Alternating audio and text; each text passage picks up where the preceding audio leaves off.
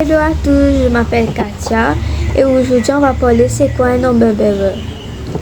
Premièrement, un armor bearer en français veut dire un porteur d'armure. Et aussi la signification d'un armor bearer, c'est une personne qui va protéger le dos de son leader et qui va toujours être de son côté et c'est une personne de confiance.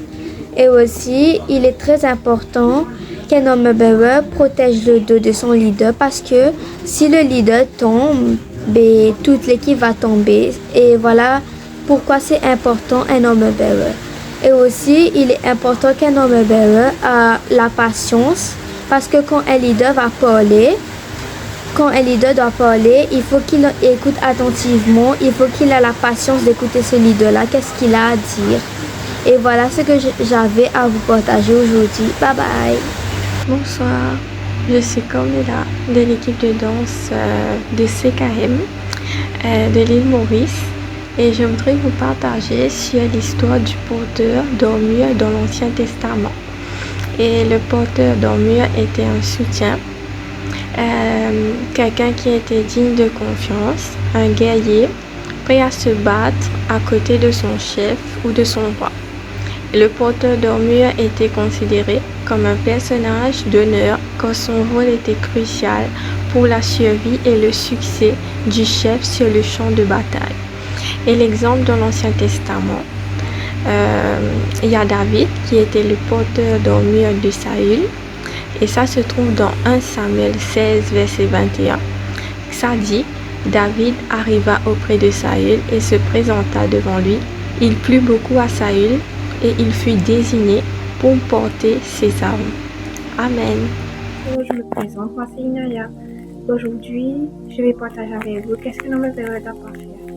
Premièrement, un armor bearer doit pas garder l'offense, doit pas être infidèle, doit jamais rien cacher à son leader et aussi doit jamais mentir, doit tout le temps dire la vérité et aussi un armor bearer doit pas être orgueilleux, doit pas garder l'offense.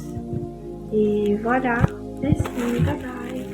Hi everyone, it's Shauna from the Cornerstone Dance Team in Mauritius, and to quickly talk about longevity in service, well, let's just say that you have to continue to understand the will of God for your life, the call of God for your life, to seek Him in order to follow a vision, to trust and obey God, to stay where He put you, and to be patient and flexible in everything that you do. God bless you. Bonsoir. Avec mes sœurs en Christ, nous voudrions partager avec vous un petit enseignement sur le porteur d'armes, traduit en anglais le armor bearer. Nous allons lire dans le livre de Matthieu, le chapitre 20, le verset 28. Il est écrit, c'est ainsi que le Fils de l'homme est venu, non pour être servi, mais pour servir, et donner sa vie comme la rançon de plusieurs. Ce verset est la définition même de fonction d'un armor bearer. Alors le porteur d'armes est un serviteur dévoué dont le rôle principal est le service et le soutien envers son leader. Nous devons protéger, anticiper ses besoins et agir avec honneur et vigilance. Avec le temps, nous acquérons une compréhension instinctive de notre leader, facilitant une obéissance naturelle. Ce rôle exige une loyauté absolue et un dévouement total.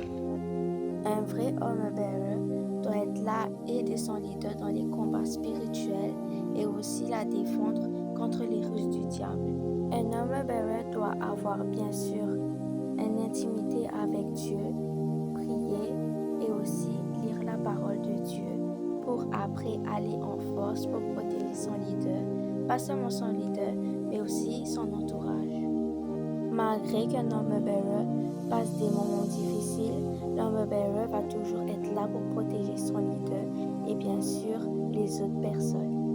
Donc, le livre d'Armor Bearer nous apprend que servir les uns les autres est très important pour Dieu. Il nous enseigne aussi que le respect, la loyauté et l'amour et l'obéissance sont très importants. Être un armor bearer, c'est aider son responsable et encourager les uns les autres et toujours servir avec amour et joie. Cela nous rapproche de Dieu et nous rend meilleurs.